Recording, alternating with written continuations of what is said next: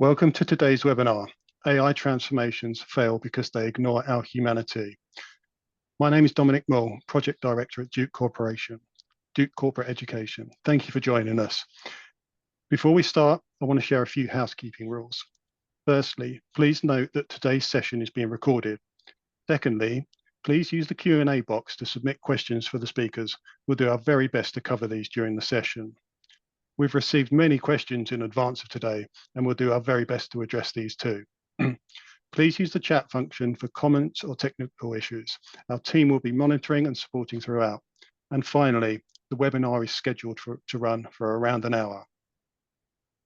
Over the past year, Duke Corporate Education and Axialent have partnered to create a new leadership program that helps organizations build the mindsets and the cultures needed for successful AI adoption. Today, we'll explore why so many of these AI initiatives fall short and what leaders can do differently. I'm delighted to introduce our three outstanding guests. From the side of emerging tech, Supriya Gupta. Supriya is the founder and CEO of the Agency, an AI-first executive ghostwriting firm. She spent most of her career in Silicon Valley working in AI, most recently spearheading AI products for Intuit, Credit Karma, and driving AI initiatives at Facebook and IBM. Today, she's both an AI founder and an advisor to startups and large corporations. Welcome, Supriya. Thanks, great to be here. From Executive Education, Andrés Saint-Jean. Andrés is Global Head of ESG, Digital Learning and Partnerships at Duke Corporate Education. He brings over 15 years of global transformation experience across 5 continents. Before joining Duke CE, he spent 7 years with McKinsey, where he helped organizations design and deliver large-scale transformation. Today, at Duke CE, he is part of the executive committee and leads work developing meaningful strategic partnerships and bringing cutting-edge digital learning to clients worldwide. Welcome, Andrés. Thank you so much, Dominic. I'm so glad to be here today. And from Corporate Innovation, Oseas Ramírez. Oseas is CEO of Stoic, an AI startup helping organizations build tech-friendly mindsets. He is also the former CEO of Axialent, a company recognized for leading the human side of corporate transformations. Oseas has advised and coached C-suite executives across multiple Fortune 500 companies. Welcome, Oseas. Thank you so much. Happy to be here. To start us off and to facilitate today's discussion, let me hand over to Andrés for his opening thoughts. Thank you so much, Dominic, and welcome everyone for today's webinar. And I think before we get started, and to make things a bit more engaging, just allow me to ask our distinguished audience just 2 questions. So we're going to be popping up a QR code with 2 Menti questions, one by one. The first one would like to know, when you think about your organization's commitment to AI, how would you describe the level of investment so far? So please scan your QR code, think about your organization, how would you describe the level of investment so far? And then we're going to see where we are standing in. So we can see live how these answers are already starting to come in. Very interesting. So we have on some that, not really a lot, but we have another group of significant but selective still. A few on large scale, enterprise-wide. We'd love to hear some of those comments, maybe some questions that come out of that. So 6, 4, 10, 19, 21 answers so far. What do you think, Oseas? Do we move to the next question? Yeah, this is probably a representative sample, so we can move to the next one. That's very good. So we have like a very not spread out type of answer. So on the second one, if you start looking ahead, how confident are you that your AI initiatives will achieve their intended goals? From no way, almost impossible, 0 to 5%, all the way to very likely more than 80%. how confident are you that your AI initiatives will achieve their intended goals? Okay, so results are starting to come in. Have them on my screen here. About even, so, 50-50, 45-60%. I have a few that are unlikely. I have a good bunch that are saying likely, if I'm interpreting the colors correctly. Yeah, 61 to 80%, like almost half of respondents are, thinking that Half things of are going to well for them. respondents, That's fantastic. That is fantastic indeed, and I think we can leave it here, and that's already very interesting, right? And I think thank you so much for sharing, of course, to the audience. And we see that across industries, companies are pouring hundreds of millions into artificial intelligence, yet the promise is rarely fulfilled. And I love that, at least half of our audience is quite optimistic about this. So we are almost weekly exposed to research telling us this story. Some say it's 95% of AI pilots that never make it past the experimental stage. Others report that 3/4 of companies fail to achieve meaningful value even after years of investment. And there was a recent study showing that only 1 in 5 AI use cases fully meet the business objectives. McKinsey calls this the Gen AI paradox, where recently they found that almost 80% of companies are deploying AI, but more than 80% actually don't see any material impact on the bottom line. And then at the same time, the workforce is under intense pressure. We have other big companies like IBM that are warning that 70% of employees will need to be retrained within the next 3 years, not decade, 3 years, while the World Economic Forum estimates that over a third of job skills will change by the end of this decade, less than 5 years. So the paradox is clear. AI technology is advancing at extraordinary speed. It's cheaper, it's faster, it's more powerful than ever before, but the real challenge is not the algorithms, it's the human side of adoption, culture, leadership, trust, and the capacity to enable people to work differently. And these are the challenges that we're going to be exploring today. So I'm going to start with you, Supriya, because you've been inside some of the biggest Silicon Valley companies leading AI initiatives. And so I want to know, when organizations decide to go big on AI, what actually happens behind the scenes? Where does the money go? And what do those leadership conversations around the table really look like? So in a lot of the Silicon Valley companies that I've worked at and also advise across the board, most all those companies are tech companies, which means there's a huge bias to build internally. And typically the way it looks like is, you start off with some sort of tiger team. You think about, okay, what are some of the fundamental foundational technologies do I need? Example, should I consider a subscription to ChatGPT for my corporation? That's simple. Other things might be API integrations and to other types of utilities, which I won't bore you with right now. But basically, they're thinking through, who is the tiger team? Who's going to actually figure out, hey, I'd like to use AI to achieve efficiencies. What does that mean from a strategic perspective?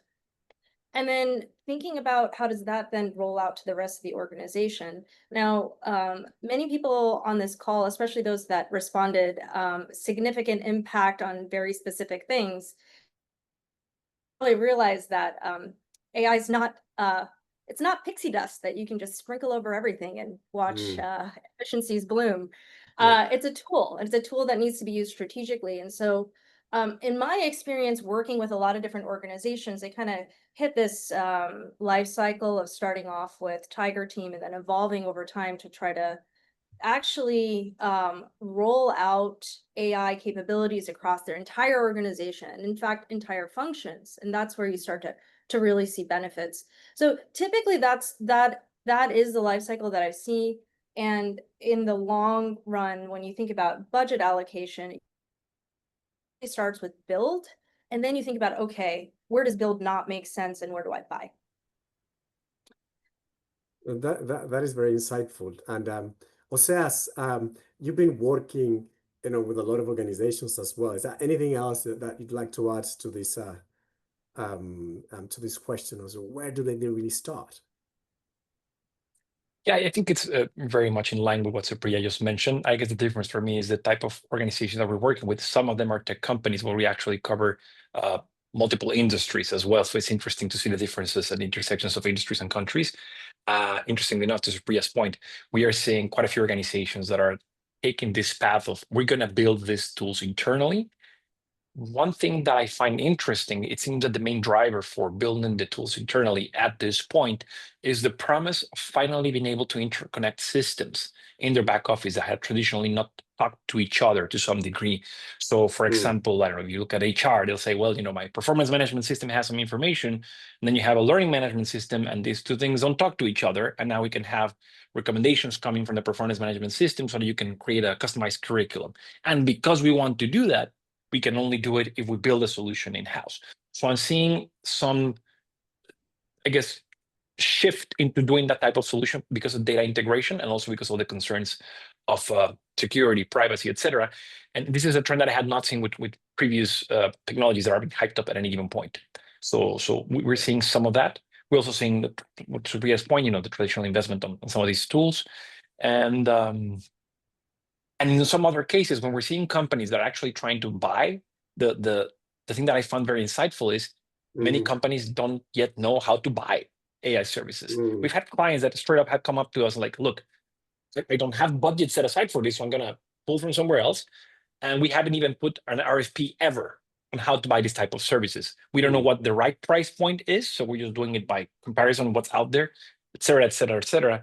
And the news of companies going down under, like Builder AI was a very famous example. Maybe you were working with them, now you no longer can. So I think all of these things have to this level of uncertainty.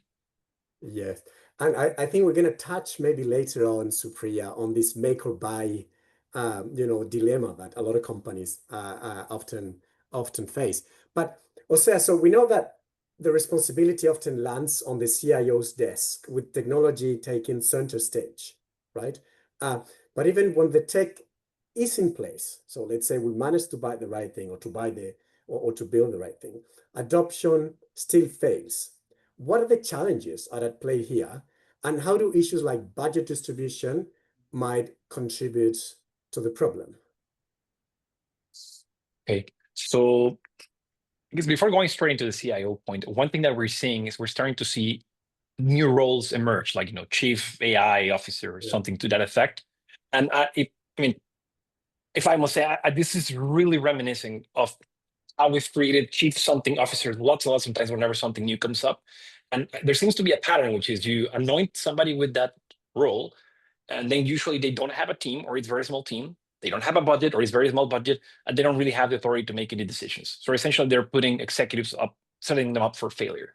I would really not want to see that with people that are in charge of AI, but we're already seeing some patterns like that. Chief AI officer, okay, good. What's your team? What's your budget? And it's more like almost like a brilliant individual contributor with no success. So that doesn't help, and it starts from the top. That will, I guess, would be one component. Some of the other things that we're seeing is that usually, I guess, paying attention to how humans behave is usually an afterthought. The example that I always give is, how many of us in this call already know of certain things that we should stop doing because they can be bad for our health and can actually decrease the years we live? Smoking, not working out, and we don't change, and we already have the information. So we kind of have a certain challenge to change things that are not entirely convenient. So trying to drive a change of AI adoption that is not just out of sheer convenience for the participants, but they actually need to change behaviors and habits is very challenging. So affecting the way people think about things and how they behave is, I would say, probably the ultimate challenge in making sure this type of initiatives actually work. So, Oseas, why don't we ask the audience, our participants, also here, as well? What are they seeing in terms of investment that is being allocated for the AI efforts in their company? So, if we can just pop up the QR code that I think is just missing there. The question is, when it comes to AI, where does most of your investment go today? Where are you seeing that most of your investment is going on today? So again, scan that QR code and let's see if it's going into technology and IT. Is it going on to Gen AI models? I think that's the first question that we get there. How much of this is, some of it might be going maybe to people and processes? Okay. 4, 13, 15, 16. Right. So we're going to say that more than 50%, around 50% of the investment of the companies, of the people that are participating here, is going to technology and IT. Do you see any problem, Oseas, with such distribution? Well, I would say something out of experience and something out of recent research. So out of experience, if I think about past, I mean, I don't want to say, well, there's trends to some degree. Like maybe in the late 2010s or maybe a little bit earlier on, it was digitization. Everybody had to do digitization. And then this kind of morphed or got accelerated by the idea of agility or innovating more. And then in some industries, IoT, and at some point blockchain. So you always see like there's this trends that are followed by large corporations, and usually the bulk of the investment goes into the technology, for example. And it is usually around the time in which, after having invested enough in that side and not getting results, that then comes the soul searching moment. Why is this not working? And then it's always those pesky humans, right? Didn't change the behavior. Just obviously being cynical about this. It's we didn't really take care of them, and they have a mind of their own, and they could not just be imposed. They cannot have things imposed on them and without thinking it after. So I mean that's what I've seen in research. But I'm sure you've also read the recent report from BCG that essentially what they say is, look, in order for this type of transformations to be successful, you should be investing maybe roughly around 10% on the algorithms, maybe 20% on your technology and IT, and up to 70% on the people and processes. In many cases, the technology is already powerful enough. You'll read CEOs saying, well, we already have a great overhang. Like technology does more than we can do. So why not catch up with it? Well, that's already one insight, because I thought it was like roughly 25% of the people were saying that they were investing most on people and processes. Supriya, anything you'd like to comment on this based on your experience, deploying AI and trying to scale them up? I mean, the people and processes thing is really quite real. I mean, if you think about it, when you go look at these foundational models, they're like, oh, these foundational models can outperform PhDs now. Like they're really smart. They're very, very smart. The AI is very advanced. And specifically Gen AI. But it really is about like, how do you actually apply it to your organization at the end of the day? And use cases matter a lot. Your context matters a lot. And so the people and processes around the adoption of this tech is really what's going to make or break it. It's not necessarily that it can or can't do something. It's more about how do you leverage it in the right ways and bring your company along. The other thing I'll add is just like just the relentless funny anecdotes of people trying to actually sabotage or sandbag some of these experiments from rolling out actively. And this is just something I hear commonly amongst my circles in Silicon Valley, of just funny stories of people trying to avoid the adoption. And so I think there's one which is just like, hey, demystifying to use AI in your context, in your role, which is one part of people and process. The other part is truly cultural, right? Like it's like, what are you identifying as incentives and rationale to leverage this technology in a way that doesn't feel scary, that in a way that doesn't feel like, oh my God, if I start using AI, it's going to automate my job away and I won't have a job anymore. And like really balancing that fear perspective with a more of a hope perspective. And I see that as sort of like foundational to making the people and process side of this work. So I love what you said about, a lot of this being a bit on the cultural side, right? And maybe I'd like to park a little bit and spend some time on that, on both of you. And so what does culture really mean to you, right? And why do many leaders still see culture as something that is soft, that might be separate from the real work of AI adoption. And how would you best explain to someone the connection between culture and whether AI initiatives will succeed? And then if you want to take that one, Oseas, and then we'll piggyback on each other. Oseas.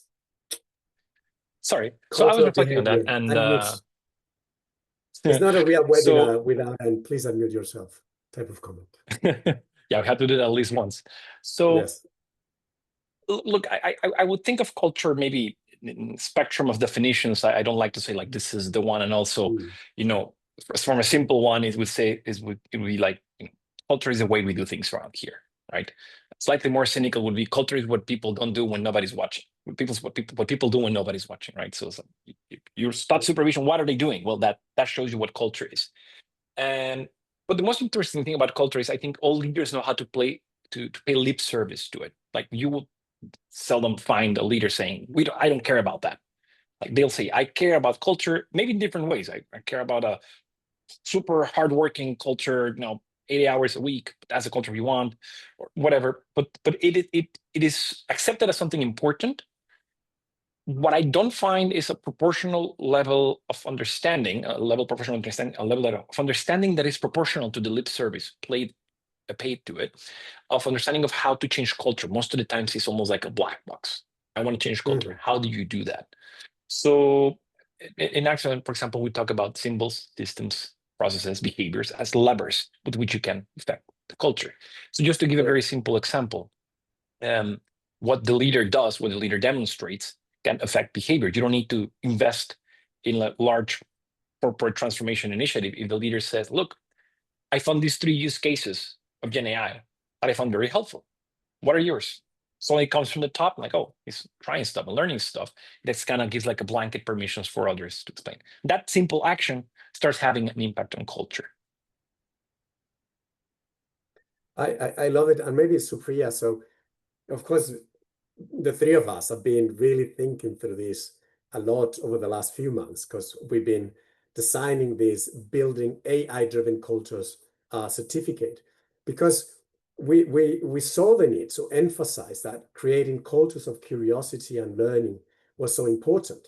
And so in practice, how do you see leaders, good leaders out there designing the right environments where experimentation and learning is rewarded, not just quick wins, so that you can embrace AI in the workplace? Yeah, it's been really interesting observing a lot of my my peers at various companies and what they've been doing. It ranges from having sort of hackathon style days of finding new use cases and rewarding winners and putting them up on pedestals, which is fun and very much a carrot strategy, not a stick strategy. And then also ranging to like things like performance review of companies, famously Shopify, but there are many other companies that have like started to incorporate this notion of using AI as part of their performance management frameworks.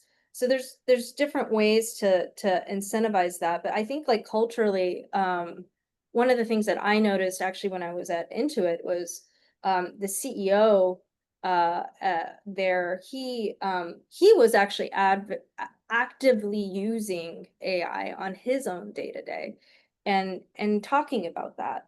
And I think that there's something very powerful in these like unstructured gestures that show that you should use it and you're going to use it in different ways in your own context, which instead of telling, you're showing the need and the opportunity to continuously experiment for what actually works for yourself, because the power of AI is really the fact that it can be personalized to exactly what you specifically as a segment of one need. And so that's its power. And so specifically with this technology, experimentation is imperative. And so those are sort of the 3 different typical ways that I've seen it. And I love what you're saying, and I think you both mentioned this part of some rituals, right? And sending the right signals all the way from the leaders. And maybe I'll share an anecdote, and Oseas, you know this one because I was a bit confused. I gave you a call on this. So I had a big client of us. They called me and they say, you know, big technology company that is owning clients all around the world. And they call me and they say, hey, Andres, we need to build. So this is the goal. We need to build 30,000 agentic AIs by the end of the calendar year, right? So what in September, etc., across the world. Please help me.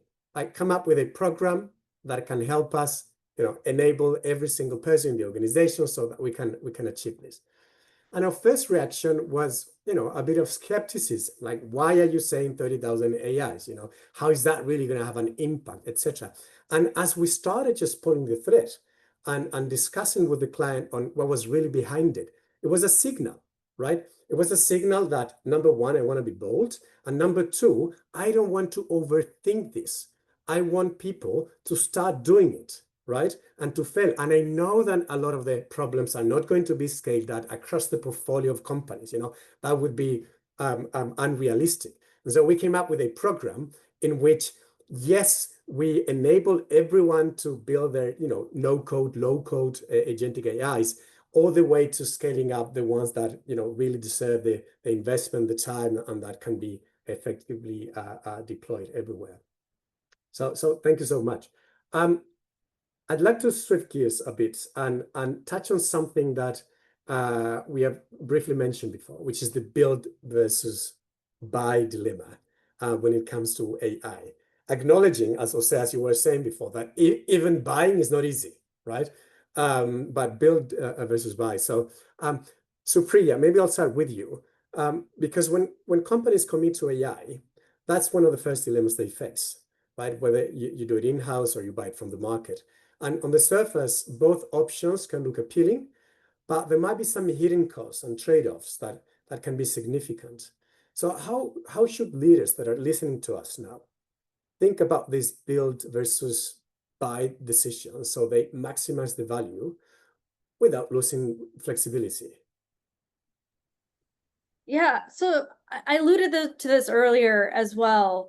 I think, you know, I think really the interesting thing about AI is that the ease of building with AI is like actually kind of deceptive. So whereas normally tech companies generally always tend to bias toward build, that's just kind of our muscle, right? Like our known muscle. I think it actually gets worse in terms of having this bias to build versus go look for a vendor, because AI, I don't know, the broader marketing campaign, the perception of AI makes it feel like it's super easy to build something. Like, look at your feed on LinkedIn, look at your feed at any other social media platform you're on. You will see tons of posts from people talking about how they built something in an hour and it saved, you know, all sorts of time and all these things, and it was super easy, just use these prompts. But the reality is far messier than that. And engineers are actually kind of expensive too. And a lot of times, because you figure those resources are in the building, that it's going to be cheap and easy. But you actually, I think there's really two areas where people tend to underestimate. One is actually the effort it takes to actually design a really great and useful workflow that's going to work for you, including all of those nuances about what you're trying to accomplish. That takes effort, quite a bit of effort in most cases. There are some easy use cases, but a lot of use cases look harder than they appear on the surface. And the second one is actually the cost of actually not just building a useful user experience that will actually solve the problem meaningfully, but also maintaining that, right? Like models are constantly changing. You have to keep updating the prompts, all these things. So sometimes when you actually add up all of that and you compare, like, oh, I've got to put an engineering team on this, or I could get a tool off the shelf, that comparison, you realize quickly that ROI may or may not be there depending on the use case. Like, you may actually be better off buying. And so I would say that there are definitely reasons to build if it's easy to maintain, etc. And more or less self-serve for the end user. But a lot of times there's use cases look more complex than they appear, and then it makes much more sense to buy. Really quick anecdote. This is something that I've experienced actually driving the adoption of my own product, the agency, which is a writing platform. And so you'd think, hey, LLMs, large language model, has an L that stands for language. It's probably pretty good at writing. Anyone who's actually tried to use it for writing, or just look at your LinkedIn feed, potentially as well, it is very easy to create AI slop. And actually, it takes a lot of effort to actually think through what are all those workflows. And as I've worked with, C-suite CMOs across Silicon Valley as my design partners help build this product, you quickly realize that actually the workflows are incredibly complicated. There's like hundreds of agents that me and my engineering team are maintaining. And as I work with customers, there's a huge preference of like, all right, you have a big engineering team that can manage all these agents and like create this beautiful platform for me that I don't have to think about. I would pay for that. That ROI is incredibly positive for me because I just want the outcomes. And then that's really the that trade-off. So it's really, I think, just bubbling it up. I think it comes down to how do you surface these hidden costs quickly and easily, and it becomes more of a muscle so that you can really like bifurcate like, hey, this is a build scenario and this is a buy scenario. Yeah. And I think the ROI issue is just central, right? And so this discussion about AI and how do we adopt it. And I'm just going to build on one question that just came in from Don Jones. Thank you so much. That we're going to try to answer, I think, collectively, right? With also a question that I'm going to ask you guys. So the question is, there was a recent study that showed that the efficiency improvements are not as great as they had hoped for, and that the businesses that have implemented in general have not shown any greater bottom line improvements. What are your thoughts? All right. And I think initially in the opening, I mentioned one of the studies from McKinsey and what they call the AI paradox, showing that 80% of companies say that are investing a lot on AI, or 78%, and 80% actually haven't seen any material movement on the bottom line. And so the question is really why, right?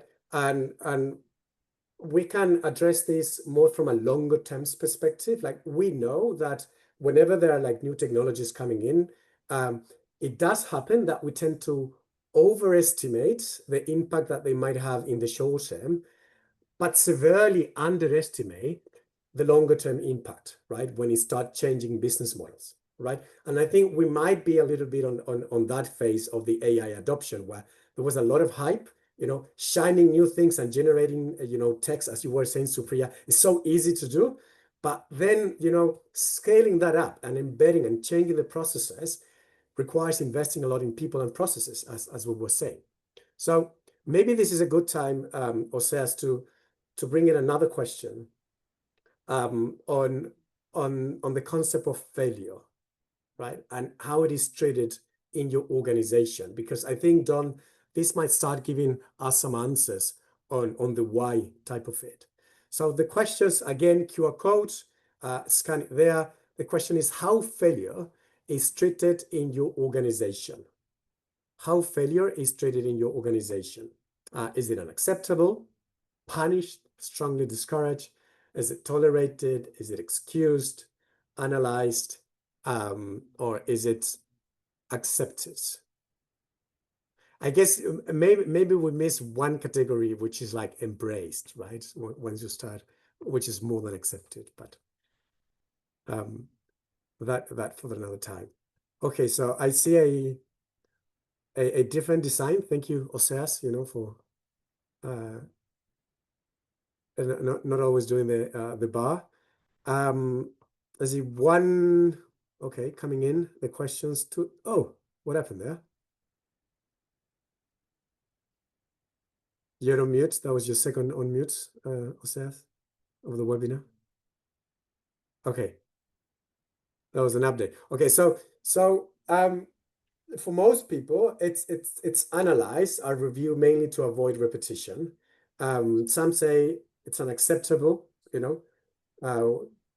Some say it's accepted. Okay, but we're all in the 4 out of 5 or 4 out of 6 if the last one would be the other. So what do you think about failure, Oseas?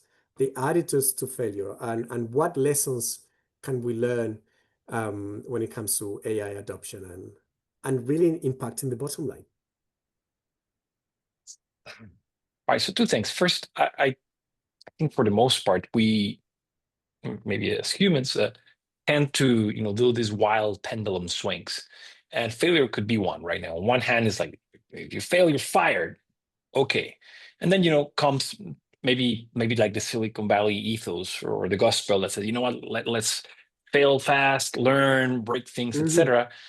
And I think there's a lot of value in that. However, there's one of my favorite articles of all time was written by Gary Pisano, if I'm not mistaken, from Harvard. He was talking about some of these paradoxes that you see in highly innovative cultures. And regarding failure, what he would say is failure is tolerated, but not when it comes from incompetence. And I think that is not a minor distinction. Because if you don't categorize it, then it's almost you're giving like a blanket permission for for people to not do things at least with a minimum modicum of care. Now, what I'm saying could then also be swinging the pendulum back to might as well not do it. It could be perceived as incompetence. So I guess what I'm trying to say is there are better ways to fail, and I think part of the leader's responsibility is setting the guardrails. Look, here's a safe box within which you're good to experiment. You have, I don't know, you can play with 3 days worth of work with $1,000 worth of budget, things of that nature. If you fail here, it's okay. Like you did it within a certain guardrail. If you're gonna fail, start out by at least having the discipline of saying, I'm gonna try this because I want to prove that. At least think it through a little bit, because otherwise it becomes a free for all.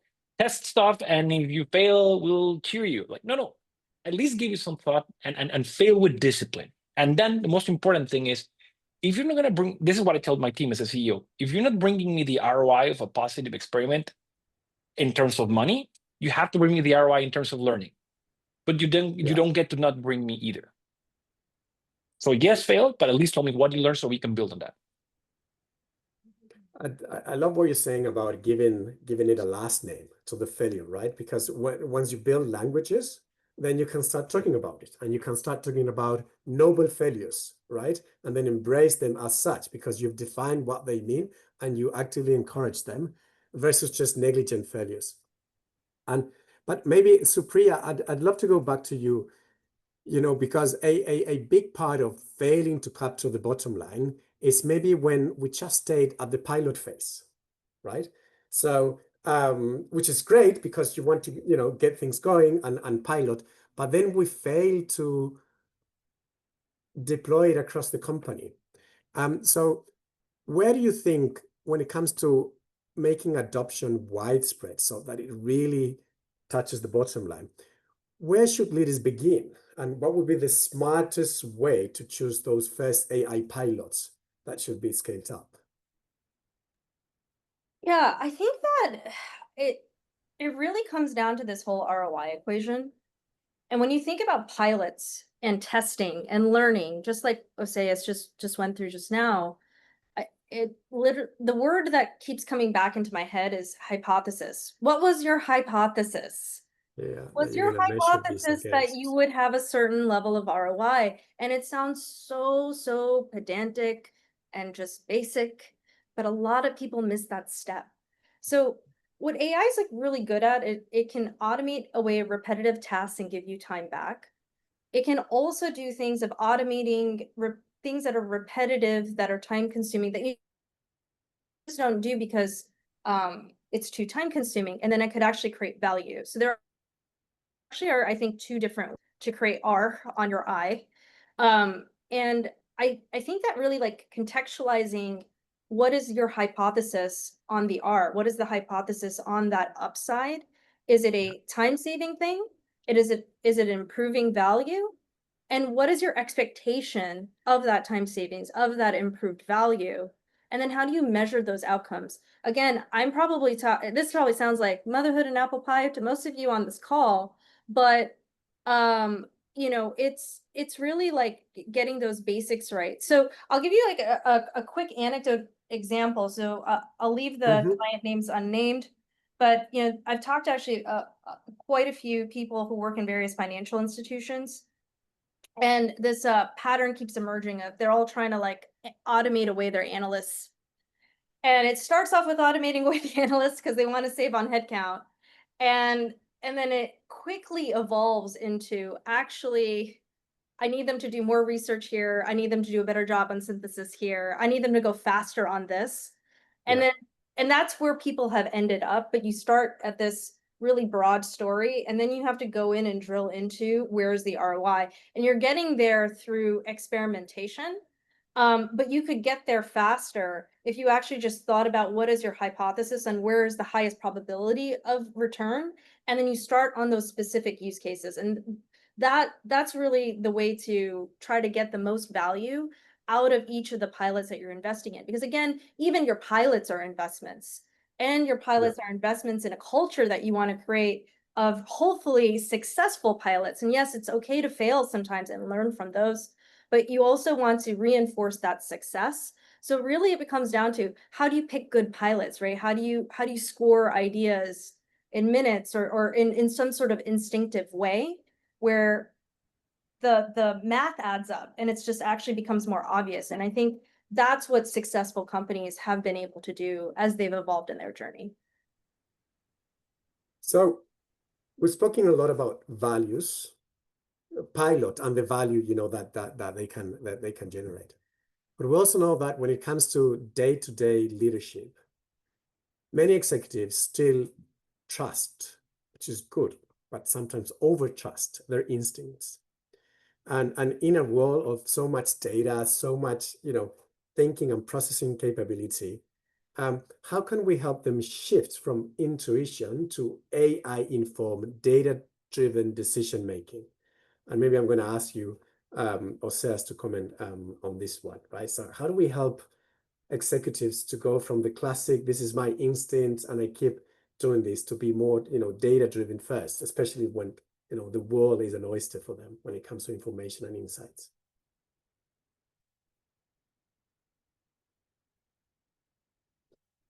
Strike three. Man, I could have an AI evaluating my performance and I'll already be pretty bad.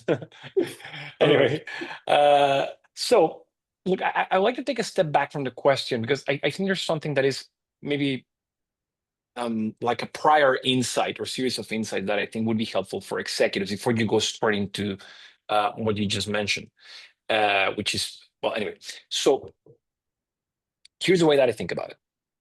AI is a very interesting technology because, amongst other things, it seems to be very polarizing.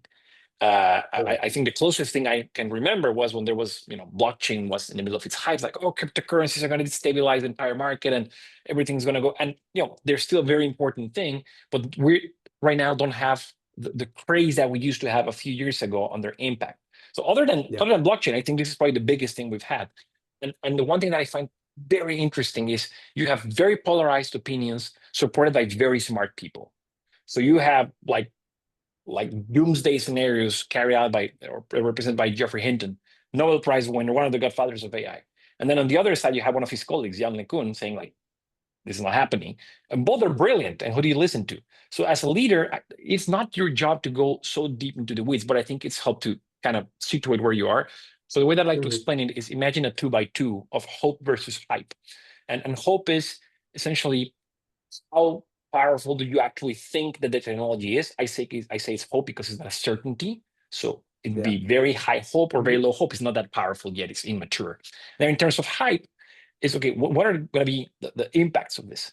So if you do the 2x2, you can have a corner in which there's a lot of hype and a lot of hope, and you get evangelists. And many times these have been the tech CEOs, like this is going to change everything. But if you have a lot of, let's say, hype and not a lot of hope, you're saying like, this is a very powerful technology, but it's going to kill us.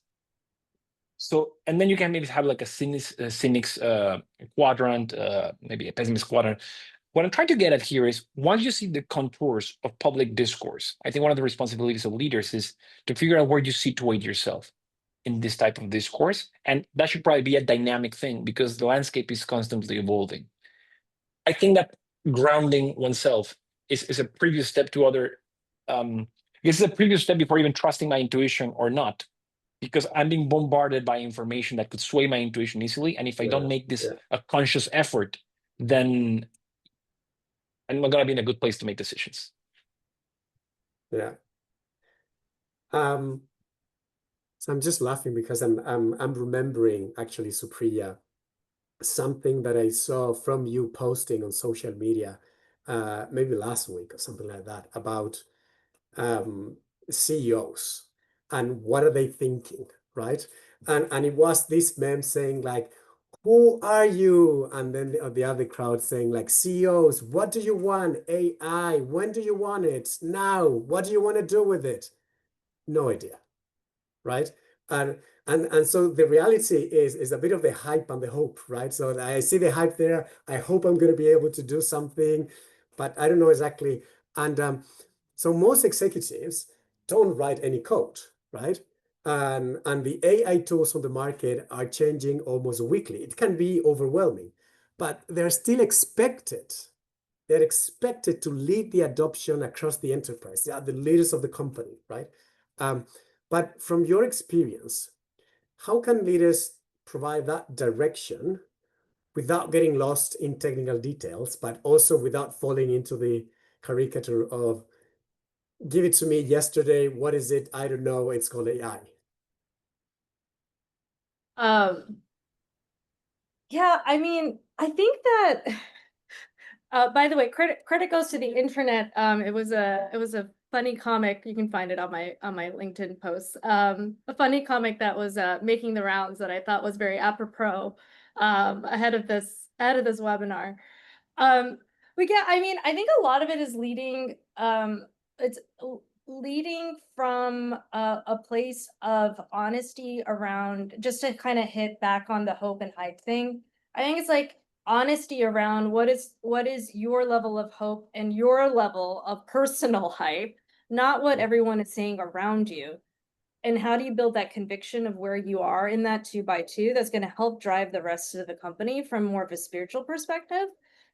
And then I think that then it becomes like, from there it becomes like, what are the classic leadership traits that you're going to display in your organization to drive these outcomes? So my one of my the most common example is people get, ChatGPT, Claude, something, just general purpose tooling across your organization, and just leading by example and encouraging that higher, everything we've been talking about to date. I actually really like some the examples by the Shopify team, which is probably one of the most famous. You could actually look up an article that First Round wrote about this, which goes through tons of examples of what or infamous, depending on which side of the debate you found yourself on that day.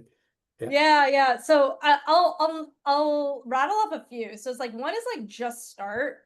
Like they were the first adopters of Copilot, and like pretty much everyone uses Copilot across engineering. I also thought this is like other thing that was really interesting is they did not constrain anything to other functions. So a lot of times people start with engineering. We actually saw that kind of in our earlier survey, is that most of the AI is being relegated to engineering or IT. They actually opened it up to literally anyone. Anyone can use any model. And my favorite anecdote of this is like, they got literally thousands of licenses of Cursor, which is a coding tool. And it wasn't the engineering teams that were the power users. It was revenue and support teams building stuff for themselves. And so you couple that type of thinking with removing all the friction from procurement and legal, and you reinforce good behavior through some of the things we talked about in terms of these like leaderboards and hackathons and rewards, and then removing all these caps on usage. So it's not about price. No one's worried about price. No one's worried about procurement. No one's worried about legal pushing back. And like those are the things that open up that opportunity to really just push towards experimentation that is then, you know, measured in terms of ROI and your own personal performance. And I think that's really the way great leaders can actually create the right incentive structures and point the direction in terms of leadership of like, just start. It's going to work, and, you know, and trust your teams that it's going to work itself out through the reinforcement and rewards of the ROI that they produce. Thank you so much, Supriya. So, guys, we're at the 23rd minute mark. So 7 minutes left. I'd like to honor some of the questions that have been coming in a lot before we started now, and some during the session. So I have one here that maybe I'll direct it to you, Oseas, around mindsets, right? So we have Thierry de Bessac, who's saying, what kind of new mindsets do we see or do we need emerging in this new AI era? You know, what are some of the most critical from tools that are going to be critical that we develop in organizations by the individuals? You know, stretching the questions so that you keep thinking and structuring your answer, Oseas, in this new AI era. First of all, I nailed it. I muted myself on time. Good.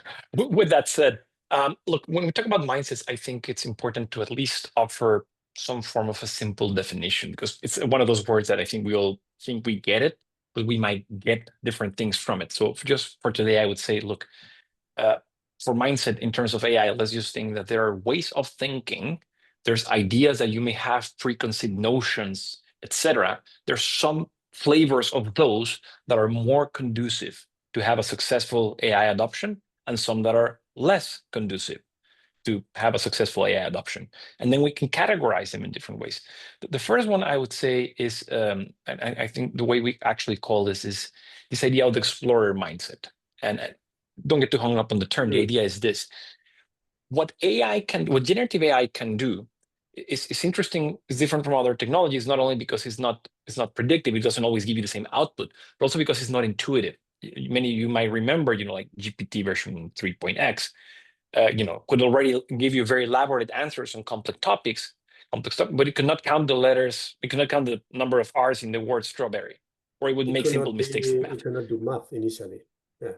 Exactly. So then what happens is, the way we're used to using technology is, if you have a calculator and you say, well, it can do 5 plus 5, I guess it can do 10 plus 10, I guess it can do 100. So you kind of see where its capabilities go. But with AI is very strange. Like, oh, it can do this very complex thing, I guess it can do this other thing. No, it can't. So that's what Ethan Mollick called the jagged frontier of AI. And it's this squiggly line that it's in or outside its capabilities. So the idea of the explorer mindset is, you need to think about AI not as an imprecise, unreliable technology, but as an evolving technology that you have a responsibility to explore what can it do and what can it not do for myself, my use cases in my industry.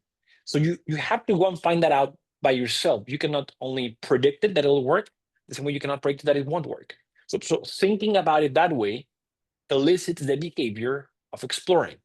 That's the importance of the mindset. Another thing that could be an interesting mindset to consider is, I see many people, I myself, struggle with this, which is like, if I use AI for this task, you know, will that make me stop thinking? What's the output of the work? Is it mine? Is it like some form of plagiarism? And we kind of struggle with that. And again, it's a matter of mindset. What did you think about it will have a lot of influence on how you behave with it. So also going to Mollick, I really like what he uses, this idea of the centaur versus the cyborg. He says, well, one thing that you can do to relate to AI is, there are certain things that AI will do, some others you will do, and there's a clear delineation between those two. Yeah. Your ultimate, that's the centaur. You know, there's like, here's the half that's a horse, here's the half that's a human, here's the half of what the AI is doing, here's the half that I'm doing, whatever that case might be. Whereas there's some other things that what he calls a cyborg is this idea of a robot, and you can't really tell which part is robot human, or it's entirely fused. Think about last time you brainstormed with ChatGPT. You give an idea, gives you something back, goes back and forth. By the 10th round, it's not entirely clear whose idea it was. It doesn't matter. You had a good brainstorming buddy. So it depends on how you think about it. You think about it like, I cheated, or am I using it as a partner to further my thinking? So we can go through many other examples, but I think these are simple. These are sufficient to illustrate the way you think, at least some of the behavior. I'd love to take one more questions actually from Shireen Williams, head of culture at Tata Wool. Hello, Shireen, if you're there. And it says it's about the translation of behaviors through the lenses of AI. So maybe open question for both of you. If you've seen, or if you can illustrate that, how could AI be used also as a tool for nudging the right behaviors that we want to be seen in the company, right? So this is clearly head of culture, she's thinking, it's all about the behaviors. As you were saying initially, Oseas, culture is what you are doing, when nobody's watching you. Any thoughts on this? I can take a stab at it. So one of the things that I see to be really effective as like a cultural marker is just building the muscle across the organization of like thinking, hey, can AI help me with this? And it's not necessarily about time savings all the time. And I think this nuance is sometimes missed. It's sometimes about just up leveling your output, right? Like if you didn't have AI, maybe you wouldn't have had that thought partner experience. You would be trying to schedule time with your coworker next week, and you would have lost a week or something like this. So there's all these opportunities to leverage AI to actually up level your work and your output in ways that are like not cheating. It's actually really great and very additive to the organization. And can save you time, but also just improve the value that you're delivering as an employee. And so developing that gut instinct on going to AI first and just giving it a try is not only a really great way to experiment to figure out what use cases work well for you, but also like a great instinct to continuously lean on AI where it makes sense and build those instincts over time.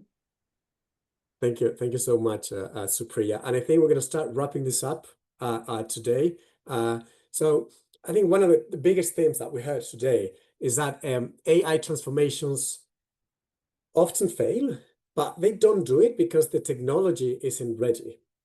They fail when we overlook the human side, right? So we've explored how leaders, where all of these can start with the right pilots, how they can make the right build versus buy choices, how do they create cultures of learning, and how do you put guidelines, rails in place to accelerate progress.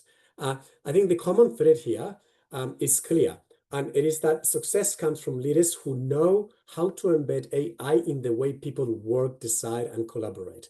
How do they shape the culture so that it is conducive for embracing AI and then finally hitting the bottom line? So I think that's exactly what our new program entitled Leading AI-Driven Cultures is designed to support. We've been working with Duke Corporate Education, with Axialent. We partnered to equip leadership teams with the tools, mindsets, and practices that they need to scale AI responsibly and effectively. So if today's conversation resonated with you, I'd encourage you to learn more and explore how the program could benefit your organization, how you can think, some of the people that work there, if you send them, please contact the team. The details are being on the chat right now, or you can visit the website for more information, also on the chat. So on behalf of Duke CE and of Axialent, I want to thank all of you participants for coming in today, sending your questions live and beforehand. Supriya Gupta, Oseas Ramírez, thank you so much for sharing your insights so generously with us. They are some of our educators actually on this program, where you could have the opportunity to interact with them. And again, a big thank you to all of us for joining us, engaging with questions and adding your perspective. We hope you continue the conversation with us, and we look forward to seeing how you can lead the human side of AI in your organization. So thank you very much, and I wish you a wonderful afternoon, morning, or evening, depending on whether you're in San Francisco, London, or Manila. or anywhere in between. Goodbye. Thank you.